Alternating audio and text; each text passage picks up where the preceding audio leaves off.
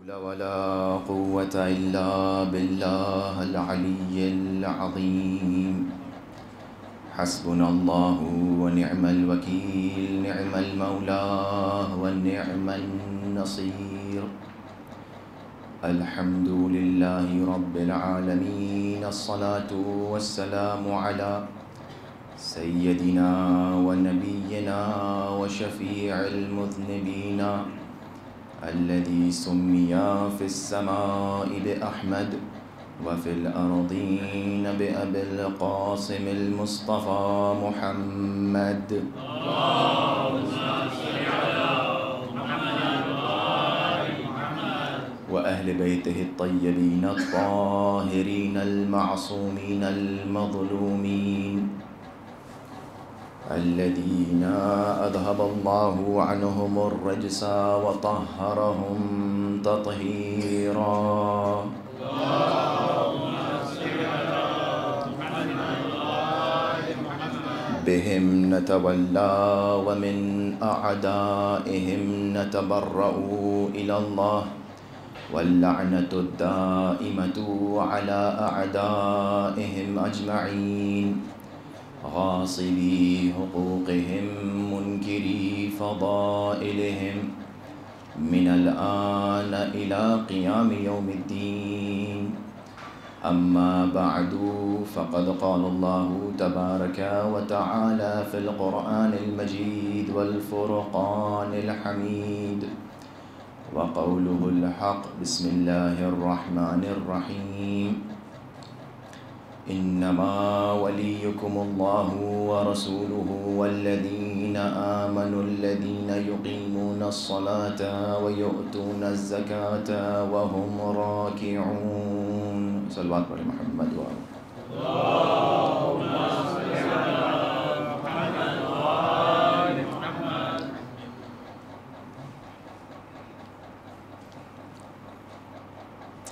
ارباب اعزا، سرکار سید الشہداء کے غم میں شریک عزاداروں،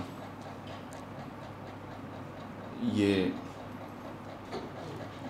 عشرہ محرم 1446 ہجری کی پہلی مجلس ہے کہ جس میں آپ کے سامنے آپ کی مقدس و بابرکت سماعتوں کے حوالے ولایت کے عنوان سے معروضات پیش کریں گے، اور جس آیہ کریمہ کو آپ کے لیے اور اس گفتگو کے لیے سرنامہ سخن قرار دیا ہے وہ سورہ مائدہ کی آیت نمبر 55 ہے، 55، کہ جس کے اندر ارشاد رب العزت یہ ہو رہا ہے کہ انما ولیکم اللہ ورسولہ، کہ بے شک اللہ تمہارا ولی ہے، اس کا رسول تمہارا ولی ہے، اور ایک خاص گروپ ہے کہ جس کو اللہ نے اس آیہ کریمہ میں ذکر فرمایا کہ وہ بھی تمہارے ولی ہیں. چونکہ اللہ کا ولی ہونا کسی کو اعتراض نہیں ہے، رسول کا ولی ہونا کسی کو اعتراض نہیں ہے، یہ تیسرا جو گروہ ہے اس کے اوپر سارا ڈیبیٹ ہے کہ جو ہمارے لیے بحث کا اور گفتگو کا مسئلہ ہے. فرمایا کہ والذین آمنوا الذین یقیمون الصلاۃ ویؤتون الزکاۃ وہم راکعون، اور وہ لوگ تمہارے ولی ہیں، اللہ اور رسول کے بعد وہ لوگ تمہارے ولی ہیں کہ جو الذین یقیمون الصلاۃ، جو لوگ نماز کو قائم کرتے ہیں، ویؤتون الزکاۃ، زکوٰۃ دیتے ہیں، لیکن زکوٰۃ کس حالت میں؟ وہم راکعون، کہ جب وہ رکوع کر رہے ہوں. مشہور اور معروف آیہ کریمہ ہے، مسلسل آپ لوگ اس کے اوپر مطالب کو سن چکے ہیں، اور اس کی شان نزول ہمارے اور آپ کے پہلے امام امیر المؤمنین علی ابن ابی طالب علیہ السلام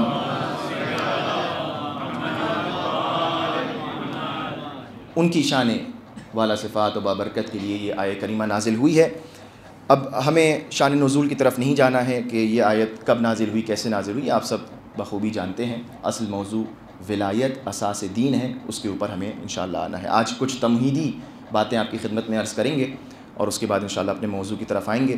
اور ہم سے یہ درخواست بھی کی گئی تھی کہ جو کل موضوع تھا وہ اس کے اوپر تھوڑی سی اور روشنی ڈالی جائے. دیکھیے، ہم اور آپ سب لوگ اس مہینے کے چاند کے دیکھنے کے لیے منتظر تھے.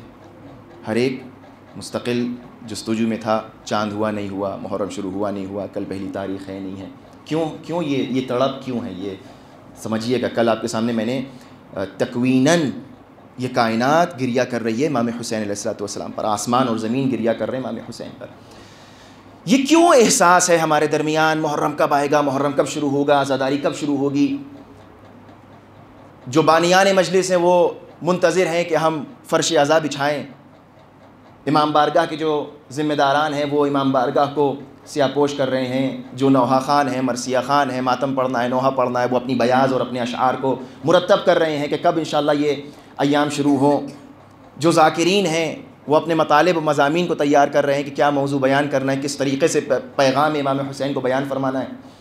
یہ تمام احساسات، یہ جذبات، یہ تیاری صرف ایک وجہ سے کہ چاند دیکھ لیا۔ ہر ایک اپنے گھر میں اپنا ماحول عزاداری کا بنا لیتا ہے، وہ ٹی وی جو مستقل چلتا تھا وہ بند ہو جاتا ہے، وہ برے کام اگر گناہ ہوتا تھا، گانے سنے جاتے تھے تو وہ بند ہو جاتے ہیں، اگر کوئی ایسی حرکت ہوتی تھی تو انسان اس ادب کے اندر خود بخود آ جاتا ہے کہ ہم کو وہ کام نہیں کرنا ہے جو سید الشہداء کی مرضی کے خلاف ہو۔ یہ کس کا اثر ہے؟ یہ صرف اس چاند کے نمودار ہو جانے کا اثر ہے، یہ محرم کے شروع ہو جانے کا اثر ہے۔ یہ وہ چاند ہے، وہ ہلال ہے کہ جو امام حسین سے منسوب چاند ہے محرم کا۔ جب ایک اتنے سے چاند کی تاثیر یہ ہے کہ ہماری اور آپ کی زندگیوں میں انقلاب آ جاتا ہے، تو وہ آخری حجت جو زہرا کا چاند ہے، جب وہ ظہور فرمائے گا تو کس طریقے سے انسانیت راہ ہدایت پہ آئے گی؟ آپ توجہ کریں، یہ وہ آخری حجت جس کی تیاری کے لیے ہم اور آپ منتظر ہیں۔ اب ہم اور آپ سب تیاری کر رہے ہیں، اور یہ واقعاً احساس ہے، یہ واقعاً جذبات ہیں، یہ ہماری اس وفاداری کا اعلان ہے سید الشہداء کے لیے کہ مولا ہم آپ کے وفادار ہیں۔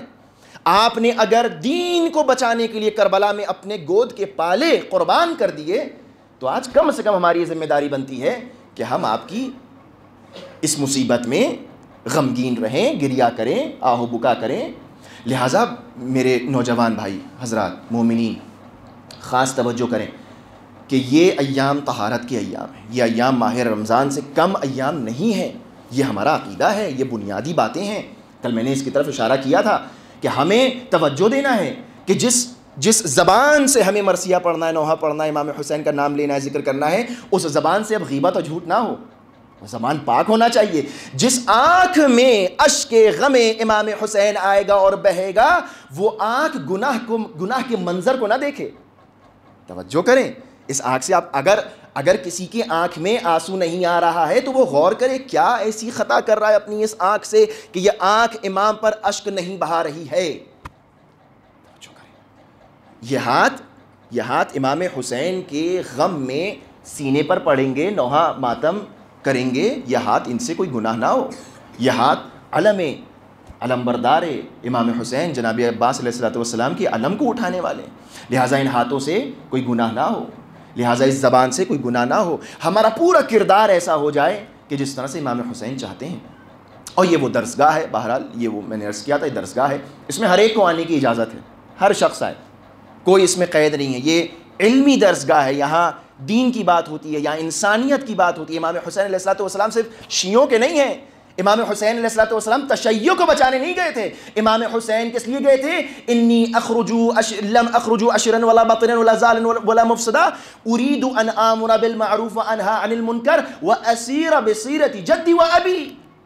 میں اپنے نانا کی سیرت کو زندہ کرنے جا رہا ہوں، میں اپنے بابا کی سیرت کو، یہ دین محمدی کو بچانے کے لیے امام حسین گئے ہیں۔ لہٰذا ہمارے صرف نہیں ہیں، سب کے ہیں امام حسین، انسانیت کو بچایا امام حسین نے۔ یہ درسگاہ ہے، یہاں یہ باتیں ہوتی ہیں، یہاں کوئی اختلاف کی بات نہیں ہے، یہاں وہ باتیں ہیں جو انسان سازی میں مدد کریں ہماری۔ لہٰذا اس درسگاہ میں آپ مختلف درسگاہیں میں جائیے، یونیورسٹیز کالجز میں جائیں گے پڑھنے کے لیے، تعلیم حاصل کرنے کے لیے، وہاں کنڈیشنز ہیں، وہاں شرائط ہے۔ آپ سے کہا جائے گا بھائی آپ کی ایج گروپ کیا ہے، آپ کا علمی سٹیٹس معیار کیا ہے، آپ مرد ہیں عورت ہیں، میل ہیں فیمیل ہیں، تمام شرائط ہوتی ہیں۔ آپ کا جو ہے وہ چیک کیا جائے گا کہ اگر آپ جو ہے وہ 5ویں کلاس میں ایڈمیشن لینا چاہتے ہیں تو آپ سے پوچھا جائے گا بھائی آپ نے 2nd 3rd 4th کلاس پاس کی ہے نہیں کی ہے، یہ سب کرائٹیریاز ہیں ان کے۔ لیکن یہ درسگاہ ایک ایسی درسگاہ ہے کہ یہاں ہر ایک آ سکتا ہے، نہ کوئی علم کی قید ہے کتنا علم ہے کتنا علم نہیں ہے، نہ کوئی اس کے اندر سن کی قید ہے کہ بوڑھا آئے جوان نہ آئے، جوان آئے بوڑھا آئے، نہ اس میں سنی شیعہ کی قید ہے، ہندو آئے کرسچن آئے یہودی آئے، جو آئے بیٹھے اور دسترخوان علم امام حسین سے مستفید ہو کہ کیا پیغام کربلا میں دیا جا رہا ہے، کس طریقے سے امام حسین نے ہدایت کے چراغ روشن کیے ہیں۔ لہٰذا اب آپ یہ دیکھیں، ہم آپ سے گفتگو کر رہے ہیں اردو زبان میں، یہ معجزہ نہیں ہے تو اور کیا ہے، واللہ محسوس کریں ان باتوں کو۔ بہت سے ایسے یہاں حضرات ہیں کہ ہو سکتا ہے ان کو اردو نہ آتی ہو، لیکن وہ بیٹھے ہیں، کیوں بیٹھے ہوئے ہیں، توجہ کریں خاص، کیوں بیٹھے ہوئے ہیں کہ صاحب ان کو یہ معلوم ہے کہ اگر ہم امام حسین کے نام کو سنیں گے تو مجھے ثواب ملے گا، ہے کہ نہیں ہے؟ ان کو سمجھ میں نہیں آ رہا میں کیا بول رہا ہوں، لیکن ان کو یہ یقین ہے کہ اس ممبر سے جو بات کی جا رہی ہے وہ ہدایت کی ہے، وہ امام حسین کا پیغام ہے، وہ رسول اکرم کا پیغام ہے، وہ امام علی کا پیغام ہے، وہ قرآن کا پیغام ہے، وہ روایات کا پیغام ہے، لہٰذا اس پیغام کو سننے میں ہمیں ثواب مل رہا ہے۔ یہ ذکر حسین اور ذکر اہل بیت ثواب ہے، اگر سمجھ میں بھی نہ آئے یہ کس طریقے کی شباہت ہے اہل بیت اور قرآن میں، کہ قرآن صامت اور قرآن ناطق کا رابطہ دیکھیے کہ قرآن صامت جو ہمارے پاس ہے، قرآن ہے بین الدفتین جس کو ہم پڑھتے ہیں، کیا ہر ایک کی سمجھ میں آتا ہے کہ آیات کیا کہہ رہی ہیں؟ جب آپ پڑھتے ہیں تلاوت کرتے ہیں آپ کی سمجھ میں آتا ہے آیات کیا کہہ رہی ہیں؟ نہیں سمجھ میں آتا ہے، لیکن پھر بھی حکم یہ ہے پڑھو، کیوں؟ چونکہ ثواب ملے گا، اگر سمجھ میں نہیں آ رہا ہے تب بھی ثواب ملے گا۔ لہٰذا اس فرش عزا کا معجزہ اور کمال یہ ہے کہ اگر تمہاری سمجھ میں نہیں آ رہا ہے تب بھی ذکر حسین میں آ کر بیٹھنے میں تمہیں ثواب ملے گا۔ عظیم، یہ معجزہ ہے، یہ قرآن صامت اور قرآن ناطق کا رابطہ ہے۔ لہٰذا ہماری گفتگو، ہمارا بیان تمام جہاں کہیں بھی فرش عذاب اجتماع محرم میں گفتگو ہوتی ہے، وہ اتحاد ہے، وہ انسانیت کا پیغام ہے، وہ اتحاد ہے بین المسلمین کا، بین المؤمنین کا، کہ انسان سیکھے امام حسین کس لیے گئے تھے۔ لہٰذا یہ فرش عزا ہے، انسان اس کے اوپر آئے، یہ ہے رابطہ قرآن ناطق قرآن صامت کا۔ اب ہم کو توجہ کرنا ہے خاص ان عناوین کے اوپر کہ ہم کس طریقے سے اپنے آپ کو آمادہ کریں۔ بچوں کو لے کر آئیں، بچوں کو بٹھائیں، بچے اگر ڈسٹربنس کر رہے ہیں تو ان کو آپ سمجھائیے، یہ نہیں کہ ان کو گھر میں چھوڑ کے آ جائیے، آپ تیاری کریں، گھر کا ماحول اس طریقے سے بنائیں کہ بچے محسوس کریں کہ ہاں کچھ الگ ہو رہا ہے۔ آپ سے سوال کریں بچے آ کر، آپ کی ماں سے سوال کریں، باپ سے سوال کریں کہ ہم دیکھ رہے ہیں کہ آپ نے اپنا پورا روٹین چینج کر دیا، کیوں؟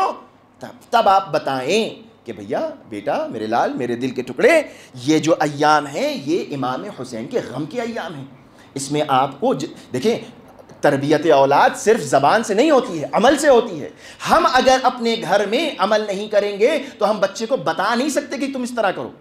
اگر ہم خود ہنسیں گے، مذاق کریں گے، ڈیلی روٹین میں جس طرح سے ہماری زندگی بسر ہو رہی تھی ویسے ہی گزرتی جائے گی تو بچے وہی سیکھیں گے جو گھر میں ہوگا۔ لیکن اگر ہم عمل کر کے دکھائیں گے تو پھر آپ سے بچے نہیں پوچھیں گے کہ میں فٹ بال کھیلنے چلا جاؤں، میں اپنے انٹرٹینمنٹ کے لیے چلا جاؤں، چونکہ آپ نے خود اپنا روٹین چینج کر دیا ہے۔ لہٰذا بچے بھی آٹومیٹکلی آپ کے ساتھ اپنی فیملی کا روٹین چینج کریں گے، انوائرمنٹ غم والا انوائرمنٹ۔ یہ سرکار سید الشہداء کا غم ہے، یہ مذاق نہیں، آپ لے کر آئیں بچوں کو۔ اور یاد رکھیں میں نے کل ایک جملہ کہا تھا، بس یہیں سے میں اپنی گفتگو کو آگے بڑھاؤں گا۔ ایک جملہ آپ کی خدمت میں عرض کیا تھا کہ اس فرش عزا کا مقصد گریہ ازاری ہے، مقصد گریہ ازاری۔ ہاں ہم سے کہا گیا ہے تم آؤ یہاں بیٹھو، ثواب ہوگا، حج کا ثواب ہے، عمرے کا ثواب ہے، روایات کے اندر آ کے گریہ کرو تو تم کو جنت مل جائے گی، تم کو جہنم کی آتش سے نجات مل جائے گی، علم ملے گا، اخلاق ملے گا، پیغام انسانیت ملے گا، یہ تمام چیزیں ہیں، مجھے اس سے انکار نہیں ہے، لیکن اصل دا مین اسپرٹ اور جو ایسنس ہے امام حسین کی مجالس اور غم کا، وہ ہے آنسو بہانا، گریہ کرنا، آہ و بکا میں اپنے ان ایام کو بسر کرنا۔ کیوں؟ دیکھیں یہ انکریجمنٹ ہے، ثواب ملے گا، جنت ملے گی، جہنم سے نجات ملے گی، انکریجمنٹ ہے، یہ مقصد نہیں ہے، کنفیوز نہ ہوئیے۔ یہ انکریجمنٹ، کبھی کبھار ہم اس انکریجمنٹ کو مقصد بنا لیتے ہیں۔ دیکھیں میں مثال دوں، جلدی سے بات کو واضح کروں۔ مثال کے طور پر آپ پروردگار آپ کی گودیوں کو آباد رکھے، ہرا بھرا رکھے، آپ لوگوں کی اولادوں کو سب کو سلامتی عطا فرمائے۔ جن کے بھی بچے ہیں، اگر آپ اپنے بچے سے یہ کہیں کہ بیٹا میرے ساتھ مجلس میں چلو، ہم تم کو ایک ٹافی دیں گے، ایک گفٹ دیں گے، وہ بچہ انکریج ہوگا، ٹھیک ہے؟ وہ بچہ آئے گا، بیٹھے گا، آپ سے کہے گا بابا اگر جو ہے وہ ہم آئیں گے تو آپ ہم کو واقعاً کوئی گفٹ دیں گے؟ ہاں بیٹا ہم کو دیں گے۔ یہ کیا ہے؟ یہ انکریجمنٹ ہے۔ یہ آپ جو اوپر سے دیکھ رہے ہیں، آپ کو معلوم ہے کہ بچے کو فرش عزا پر لانے کا مقصد ٹافی دینا نہیں ہے، اس کو عادت ڈالنا ہے کہ وہ آئے غم حسین میں بیٹھے، تہذیب اور تمیز سیکھے، کس طرح فرش عزا پر بیٹھنا ہے۔ یہ آپ کو معلوم ہے، بچے کو نہیں سمجھ میں آ رہا ہے۔ ہم کبھی کبھار ان بچوں کی طرح ہوتے ہیں کہ ہمیں لگتا ہے کہ ہم کو ثواب ملے گا، جنت ملے گی، فلاں ملے گا، یہ ملے گا، وہ نہیں، یہ مقصد نہیں ہے، یہ انکریجمنٹ ہے، یہ شوق دلایا جا رہا ہے۔ اصل مقصد امام حسین اظہار وفاداری ہے۔ امام حسین نے ہمارے لیے جان فدا کر دی، اظہار وفاداری کے لیے آؤ، وہ تو دے رہے ہیں۔ اب اگر آپ سے آپ کا بچہ یہ پوچھے کہ بابا جان میں جو ہوں وہ ایک نہیں، مجھے آپ 2 ٹافیز دیجیے گا، تو آپ کیا کہیں گے کہ بیٹا ہم آپ کو 2 نہیں، میں آپ کو پورا پیکٹ دے دوں گا ٹافیز کا، آپ چلیے میرے ساتھ۔ اب پروردگار عالم کے لیے امام حسین نے سب کچھ قربان کر دیا، اپنا پورا کنبہ قربان کر دیا، اپنا پورا گھر لٹا دیا، اور وہ حسین کے جن کے صدقے میں پوری کائنات بنی ہے، امام حسین کو اللہ کیا دے گا؟ امام حسین اللہ سے کیا مانگ لیں گے؟ اب اگر امام حسین کو پروردگار عالم اس دنیا میں کچھ نہیں دے رہا ہے، چونکہ حسین کو کچھ نہیں چاہیے، ان کے صدقے میں پوری دنیا بنی ہے، تو اب اللہ امام حسین کے بدلے عزاداران سید الشہداء کو جو چاہے دیتا ہے۔ لہٰذا یہ ہے فضل و کرم کہ اے اللہ میں اگر آؤں گا تو مجھے یہ ملے گا، وہ ملے گا، ہاں ملے گا، لیکن یہ مقصد نہیں ہے، یہ تمہارے لیے انکریجمنٹ ہے۔ مقصد کیا ہے؟ عزاداری ہے۔ مقصد کیا ہے؟ آنسو کو بہا کر اپنی وفاداری کا اظہار کرنا ہے۔ جو شخص اپنے آپ کو انسان اور مسلمان کہتا ہے وہ آئے اور بیٹھے اور آ کر غم حسین میں شریک ہو، اشک بہائے کہ حسین آپ نے ہمارے لیے کربلا کی زمین پر قربانی پیش کی ہے۔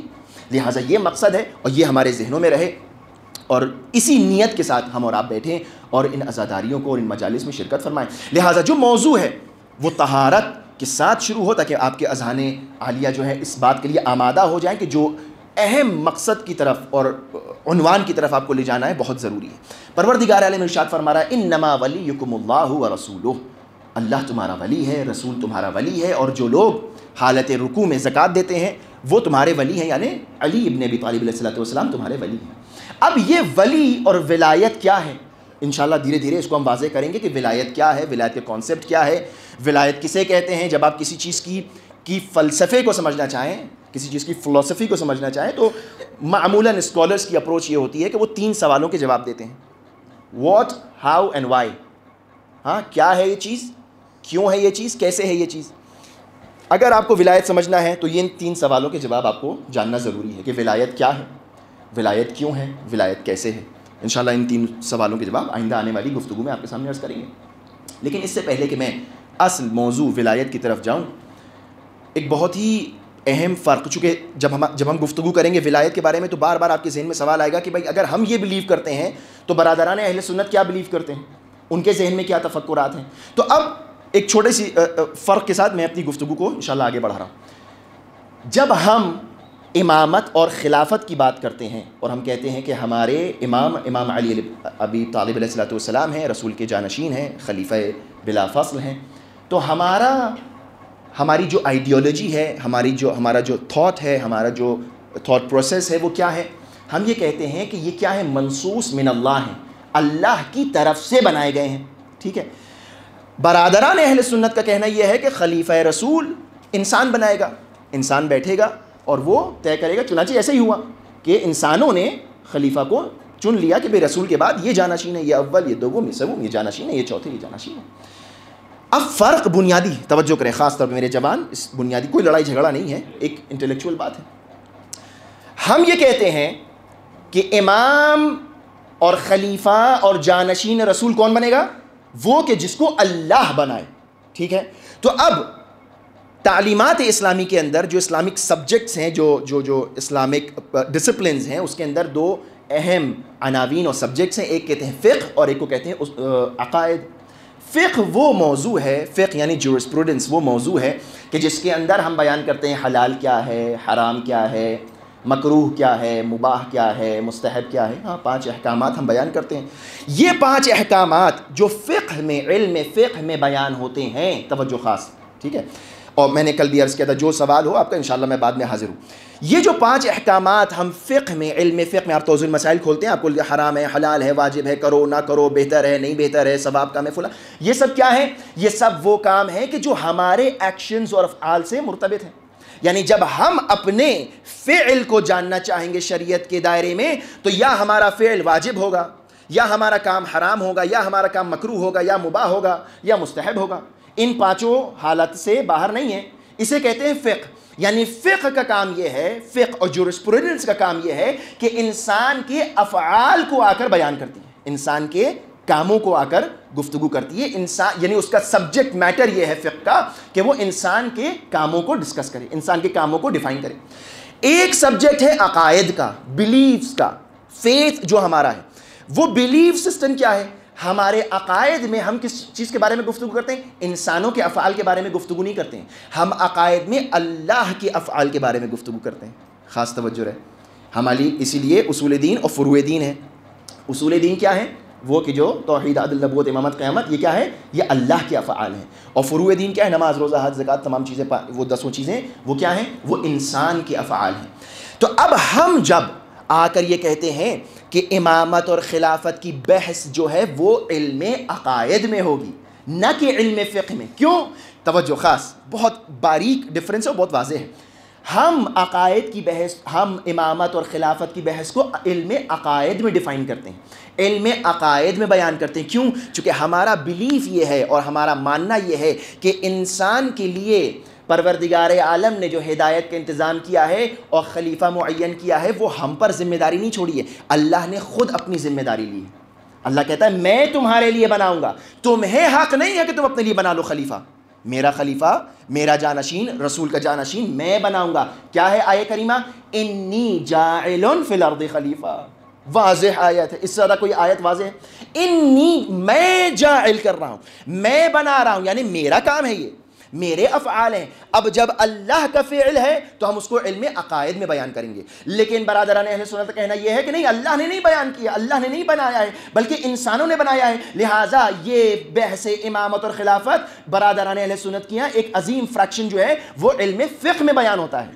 لہٰذا اب ہوا کیا، ڈفرنس کیا ہو گیا؟ یعنی ایک طبقہ یہ کہہ رہا ہے کہ انسان بنائے گا رسول کا جانشین، اور ایک طبقہ یہ کہہ رہا ہے اللہ بنائے گا رسول کا جانشین. تو اب فرق یہ نکل کے آیا تاریخ کے اندر، اور یہ ڈفرنس آف اوپینین جو نکل کے آئے وہ یہ ہوا کہ جن لوگوں نے یہ کہا کہ ہم بنائیں گے اللہ اور رسول کا جانشین، تو انہوں نے اپنے جیسوں کو اپنے درمیان سے چنا اور بنایا. لیکن جب ہم یہ کہتے اللہ بنائے گا تو پھر اللہ نے اپنے جیسے کو چنا اور اپنے جیسے کو بنایا، وہ کہ جو اللہ کا علم رکھتا ہو، وہ کہ جو اللہ کی صفات رکھتا ہو، وہ کہ جو اللہ کا جیسا اختیار رکھتا ہو، وہ ہے ہمارا امام. کیوں؟ چونکہ اب اللہ بنا رہا ہے. اب اللہ کسی معمولی شخص کو نہیں بنائے گا. ہاں انسان اگر بنائے تو کوئی معمولی شخص بن جائے گا، جس کو بھی آپ اپنے جیسا بہترین سمجھتے بنا دیں گے. لیکن جب اللہ کسی کو بنائے تو پھر وہ دیکھیں، جب انسان کسی کو بنائے گا تو وہ انسانوں کے مزاج کا عکاس ہوگا، آئینہ ہوگا، وہ انسانوں کے مزاج کی تجلی ہوگا.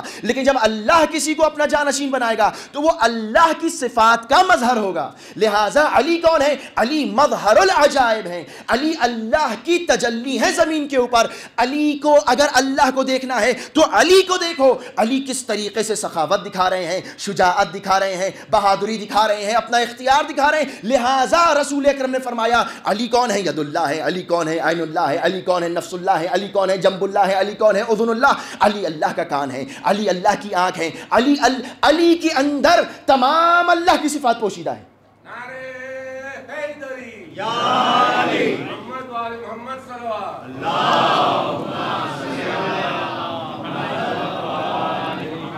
ایک بہت ہی واضح سا یہ ڈفرینس ہے کہ جس کے اوپر میں بس دھیرے دھیرے اپنی گفتگو کی طرف آ رہا ہوں. لہٰذا یہ ایک واضح سا ڈفرینس ہے کہ ہم نے کیوں امیر المؤمنین علی ابن ابی طالب کو سلیکٹ کر لیا. ہم نے البتہ سلیکٹ نہیں کیا، اللہ نے بنایا ہے. دیکھیں ایک بہت واضح سا فرق، میں بس یہیں سے بات کو انشاءاللہ آگے بڑھوں گا چونکہ باتیں بہت زیادہ ہو جائیں گی، پھر میں موضوع سے باہر نہ نکل جاؤں. اللہ کیا کہہ رہا ہے؟ توجہ کریں، خاص طور پہ قرآن سے مانگتے ہیں نا، دلیل قرآن سے دیجئے. قرآن اللہ کیا کہہ رہا ہے؟ اللہ یہ کہہ رہا ہے کہ انی جاعل فی الارض خلیفہ، میں بنا رہا ہوں زمین پر خلیفہ. جائیے جا کے ٹرانسلیشن دیکھیے، میں کوئی اپنی طرف سے ٹرانسلیشن نہیں کر رہا ہوں. آپ کو شک ہے، آپ اپنے قرآن کو کھولیے، البتہ قرآن ہم سب کا ایک ہے، ٹرانسلیشن الگ الگ ہو سکتے ہیں. انی جاعل فی الارض خلیفہ، میں زمین کے اوپر خلیفہ بنا رہا ہوں. اور رسول اکرم نے کیا فرمایا جب اعلان ہوا غدیر میں؟ تو کیا ہوا؟ یا ایھا الرسول بلغ ما انزل الیک من ربک، اے میرے رسول، اے میرے حبیب، وہ چیز بیان کریے، اس چیز کا ابلاغ کریے کہ جو آپ کے اوپر ہم نازل کر چکے ہیں.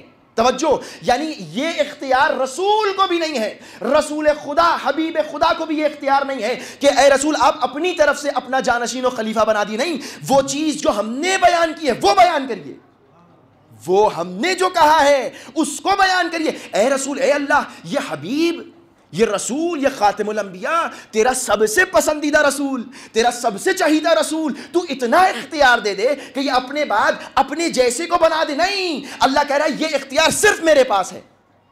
لہٰذا رسول اکرم نے کیا فرمایا؟ انی تارکن فیکم الثقلین. اللہ کہہ رہا ہے انی جاعلن، رسول کہہ رہے ہیں انی تارکن. اللہ کہہ رہا ہے میں بنا رہا ہوں، رسول فرما رہے ہیں میں چھوڑے جا رہا ہوں. رسول یہ نہیں کہہ رہے میں بنا کر جا رہا ہوں، رسول کہہ رہے نہیں، جس کو اللہ نے بنایا ہے میں اس کو چھوڑ کے جا رہا ہوں. یہ فرق ہے اس بات کو. اب جب رسول کے جانشین کو رسول خود معین نہیں کر سکتے تو پھر انسان کو کس نے حق دیا کہ وہ رسول کے جانشین کو معین کرے؟ جب خود رسول کو یہ اختیار نہیں. رسول سے بڑا کوئی ہے؟ رسول سے بڑا کوئی صحابی ہے؟ مجھے بتائیے، رسول سے بڑا کوئی صحابی ہے؟ کوئی صحابی نہیں.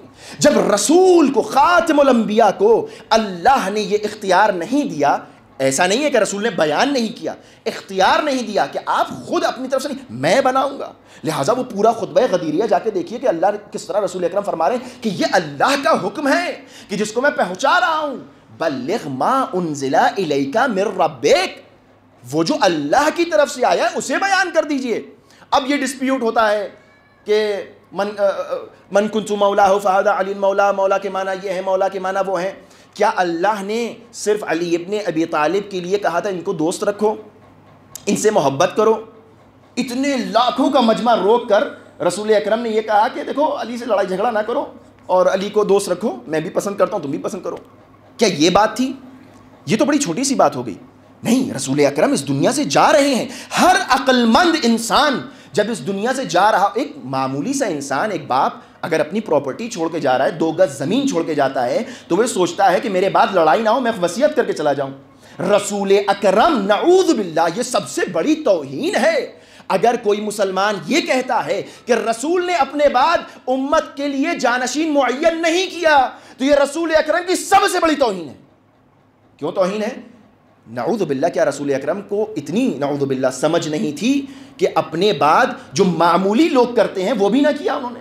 اتنے بڑے دین، اتنے بڑی محنت کے ساتھ پہنچانے والا اسلام بغیر وارث کے یوں ہی چھوڑ کے چلے گا؟ لا وارث نہیں ہو سکتا، عقل میں یہ بات نہیں آتی. لہٰذا ہم نے علی ابن ابی طالب علیہ السلام کے فضائل کو دیکھا، مناقب کو دیکھا. رسول اکرم نے اپنی پوری زندگی نماز اور روزہ اور حج اور چھوٹے چھوٹے احکامات بیان کیے ہیں. تم کس طریقے سے مسواک کرو بیان کیا ہے، تم کس طریقے سے کاجل لگاؤ بیان کیا ہے، تم کس طریقے سے کپڑے پہنو بیان کیا ہے. یعنی ہم اگر اہل سنت، ہم اگر سنت پر عمل کرنا چاہتے ہیں تو ہمارے لیے آنکھوں میں کاجل لگانا امپورٹنٹ ہے، ہمارے لیے مسواک کرنا ہمیں سمجھ میں آتا ہے. ہمیں یہ سمجھ میں آتا ہے کہ بیت الخلا جاؤ تو دائیں پیر سے جاؤ، داہنے پیر سے باہر آؤ، لیفٹ پیر سے اندر جاؤ. یہ تمام چیزیں رسول اکرم نے بیان کر دی. اور رسول اکرم نے یہ نہیں بیان کیا کہ میرے بعد کس کو مانو. کیسی بات ہے؟ رسول اکرم یہ نہیں بیان کریں گے کہ میرے بعد علی کو مان لو، یا چلیے علی کو نہیں بیان کیا، کسی کو تو کہا ہوگا. کس کو کہا ہے؟ مجھے بتائیے. رسول اکرم نے کوئی کمیٹی بنائی کہ یہ 5 لوگ ہیں، یہ 10 لوگ ہیں، ان کی بات مان لینا، کوئی شورا بنائی، کسی ایک فرد کو معین کیا؟ آپ کہتے ہیں کسی کو معین نہیں، یہ نہیں ہو سکتا. ہاں اگر آپ یہ کہہ دیتے کہ نہیں ان کو معین کیا تب بھی کچھ بات ہو جاتی، لیکن نہیں. تاریخ آپ اٹھا کے دیکھیے، مسلمانوں نے خود اپنی مرضی سے، اپنے حساب سے ایک آدمی کو معین کر لیا کہ بھئی یہ ہے. ہمارا علمی اختلاف یہیں پر ہے کہ یہ رسول اکرم کی سنت نہیں ہے، یہ رسول اکرم کی سیرت نہیں ہے. یعنی اگر کوئی چاہتا ہے رسول اکرم کی سنت پر عمل کرے تو وہ علی ابن ابی طالب کو خلیفہ بلا فصل مانے. یعنی حقیقتاً اگر یہ دیکھا جائے تو جو اہل سنت، جو اہل تشیع ہیں، وہ در حقیقت اصل میں اہل سنت ہیں کہ جو اصل میں رسول کی سنت کو مانتے ہیں. اور رسول کی سنت صرف یہ مسواک اور کاجل اور پیجامہ اور کپڑے پہننا نہیں ہے، بلکہ اصل سنت رسول علی ابن ابی طالب اور فاطمہ الزہرا سلام اللہ علیہا.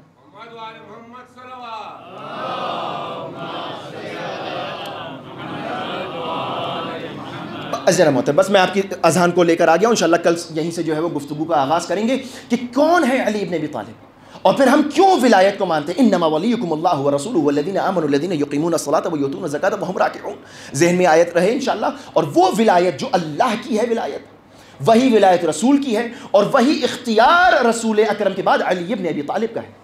وہی اختیار کہ جو غدیر میں اعلان کیا کہ من کنت مولاہ فہذا علی مولا، جس کا میں مولا ہوں، جس کا میں ولی ہوں، جو میری ولایت کو مانتا ہے وہ علی کی ولایت کو مانے. یہ ہے اعلان. یہ نہیں ہے صرف کہ جو علی سے جو مجھ سے محبت کرتا ہے وہ علی سے محبت نہیں، ایتھارٹی دے کے جا رہے ہیں. ولایت یعنی کیا؟ اب آئیے، واٹ از ولایت؟ ولایت یعنی کیا؟ معنی کیا ہے ولایت کا؟ ولایت کے بہت سے مختلف معنی کیے گئے ہیں. ولایت یعنی ایتھارٹی، ولایت یعنی اختیار، ولایت یعنی حکومت، ولایت یعنی اقتدار، ولایت یعنی ہر چیز کے اوپر فوقیت رکھنا. ہم کہتے ہیں فقہ میں کہ باپ اپنے بیٹے کا ولی ہوتا ہے، یعنی ولی کے بغیر، اجازت کے بغیر انسان کوئی کام نہیں کر سکتا. یعنی اگر لڑکی کو شادی کرنا ہے تو اپنے باپ کے جو ولی ہے اس کی اجازت کے بغیر شادی نہیں کر سکتی. زوجہ اپنے ولی شوہر کے بغیر، اجازت کے بغیر گھر سے باہر نہیں جا سکتی. بیٹا اپنے باپ کی اجازت کے بغیر کوئی کام نہیں کر سکتا جو باپ ناراض ہو جائے. ولی ہے چونکہ، یعنی ولایت حاصل ہے اس کو، یعنی اس کا اختیار ہے، اس کے کمانڈز اور اس کی اوامر اور نواہی کے اوپر عمل کرنا ہے. ولی اللہ ہے، یعنی ہمیں اللہ کی ولایت پر عمل کرنا ہے، یعنی ہمیں اللہ کی قدرت کو، اس کی اطاعت کرنا ہے. البتہ ولایت تکوینی تشریعی انشاءاللہ اگر گفتگو آئی میں عرض کروں گا. تو یہ ولایت کا بہت مختصر سا معنی. اب اگر ہم یہ کہتے ہیں ولایت اساس دین ہے تو یعنی کیا؟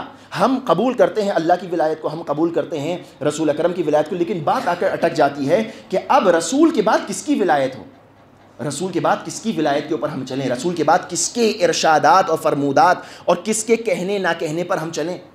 وہ ہمارے لیے امیر المؤمنین ہیں، علی ابن ابی طالب علیہ السلام، جن کی فرمودات اور ارشادات پر ہم چلتے ہیں. لہٰذا یہ بات سمجھ لینا ہر شخص کے لیے ضروری ہے کہ ہم اس طریقے سے اپنے عقائد کو بیان کر رہے ہیں کہ جو سٹیپ بائی سٹیپ ہر ایک کی سمجھ میں آ جائے، اور خاص طور پر بچوں کی سمجھ میں آ جائے. ہو سکتا ہے کوئی بات نہ سمجھ میں آئے تو انشاءاللہ میں آپ کی خدمت میں حاضر ہوں.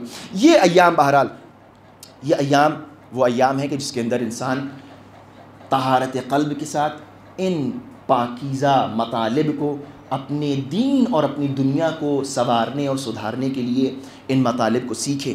اور جب تک انسان اپنے قلب کی طہارت حاصل نہیں کر لیتا اس وقت تک یہ مطالب و مفاہیم ذہن میں نہیں آئیں گے.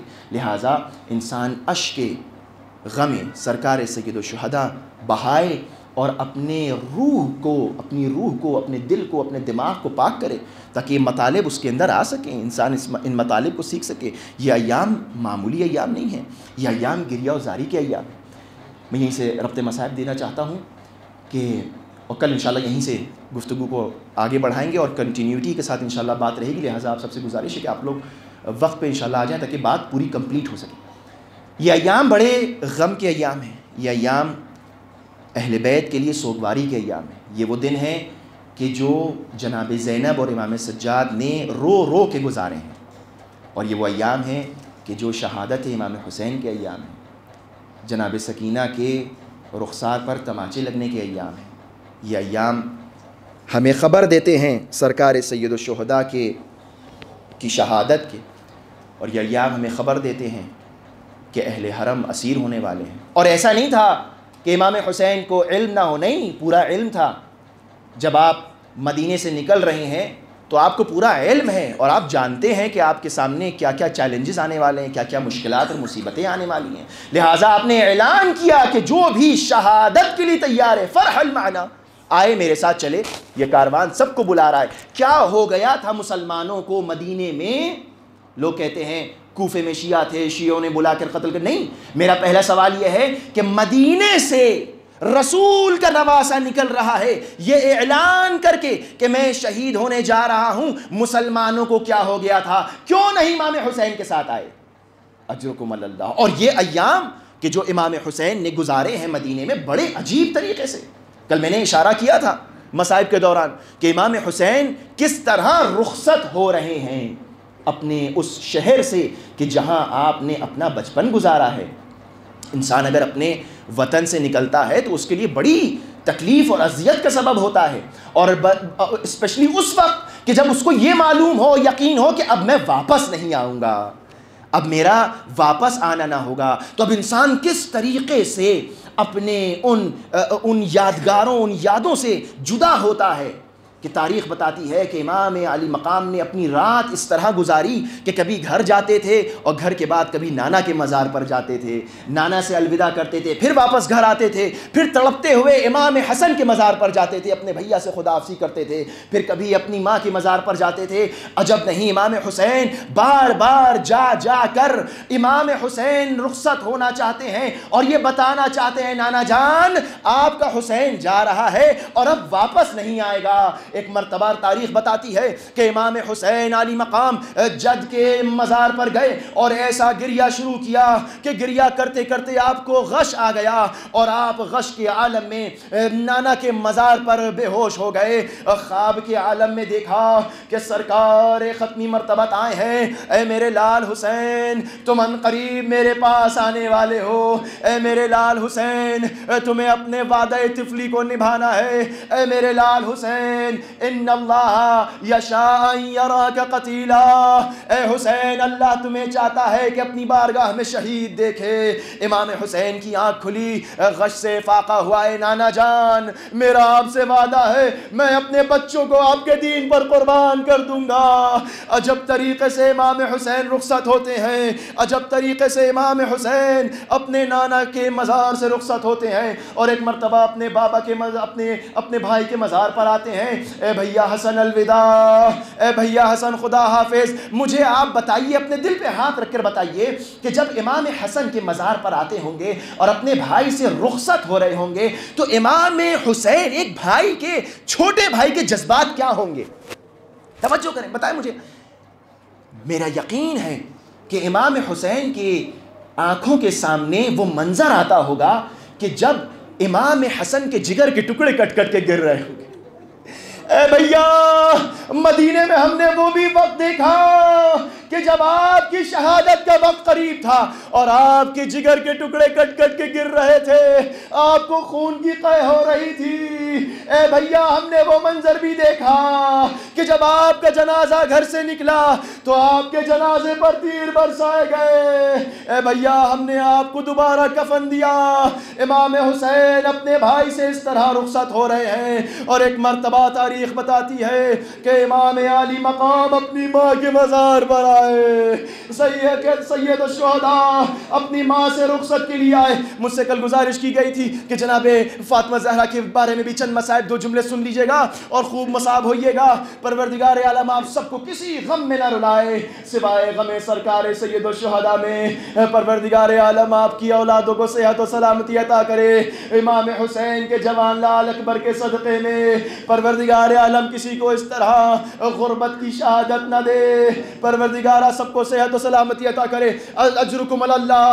امام علی مقام ایک مرتبہ اپنی ماں کی مزار پر اور قبر پر آتے ہیں، اے اماں الوداع، اے ماں تمہارا حسین جا رہا ہے۔ اے عزیزوں ایک مرتبہ تاریخ میں ملتا ہے کہ ایک مرتبہ حسین اپنی ماں کے جنازے پہ اس طرح لپٹ کر روئے تھے۔ آج سن 61 ہجری میں ماں کے مزار سے لپٹ کر رو رہے ہیں۔ اجرکم اللہ، اجرکم اللہ۔ پروردگار آپ کی آوازوں پر رحم و کرم نازل کرے۔ کس طرح رو رہے ہیں؟ آپ کو یاد ہے وہ منظر؟ کیا امام حسین سوچ رہے ہوں گے؟ امام حسین کی آنکھوں کے سامنے وہ منظر آتا ہوگا کہ ارے ہمارے گھر کا جلتا ہوا دروازہ ہماری ماں پر گرایا جا رہا تھا، حسن اور حسین دیکھ رہے تھے، اشقیا آ رہے تھے، امام علی کے گردن پہ اور ہاتھوں پر حسن باندھ کر لے جا رہے تھے، محسن کو شہید ہوتا دیکھا۔ امام حسین ان تمام مظالم کو بچپنے کا اس وقت عالم تھا۔ امام علی مقام جناب زہرا کو کفن پہنا کر گھر میں لے آئے، بچوں سے کہا ہے بچوں رخصت ہو جاؤ۔ تمام بچے ایک ایک کر کے رخصت ہوئے۔ سب جب رخصت ہو گئے تو حسین گوشے میں کھڑے رو رہے تھے۔ امام علی نے فرمایا، اے میرے لال، اے میرے شہزادے، اپنی ماں کے آخری دیدار کو نہ جاؤ گے؟ کیا اپنی ماں سے رخصت نہ ہوگے؟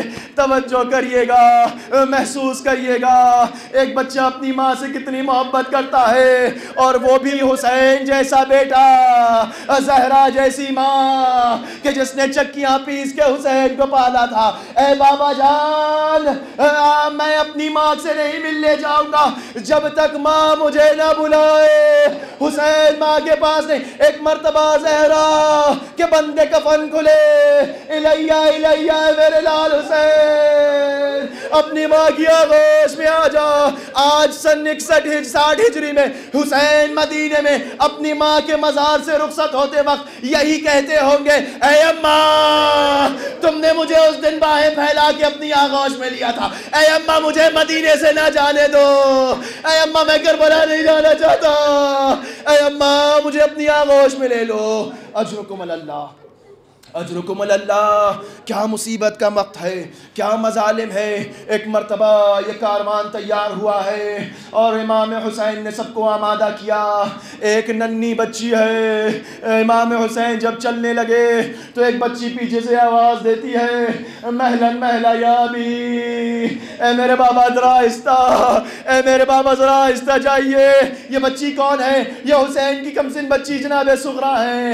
اے بابا مجھے کیوں چھوڑے جاتے ہیں، مجھے کیوں نہیں لے کر جاتے؟ ایک مرتبہ جناب زینب آگے بڑھی اور جناب صغرا کی سفارش کی۔ امام حسین نے جانتے ہو کیا کہا؟ کتنی محبت تھی امام حسین کو اپنی ماں فاطمہ الزہرا سے۔ کہا ہے بہن زینب میں سب کو لے جا سکتا ہوں لیکن صغرا کو لے جانے کی سفارش نہ کرو، صغرا کو نہیں لے جا سکتا۔ اے میرے ماں جائے، میرے بھائی، اے وقت کے امام، صغرا کو کیوں نہیں لے جا سکتے؟ اے زینب تمہیں تو پتا ہے نا میری تمام اولادوں میں جو میرے ماں کی شبیہ ہے وہ میری بچی صغرا ہے، اور تم کو معلوم ہے کربلا میں سکینہ کو تماچے پڑیں گے، گوشوارے کھینچے جائیں گے۔ میں نہیں چاہتا کربلا میں میری ماں کی شبیہ زہرا کوئی اس کے رخسار پر تماچے لگائے، کوئی اس کے گوشوارے کھینچے، کوئی اس کو۔ الا لعنت اللہ القوم الظالمین۔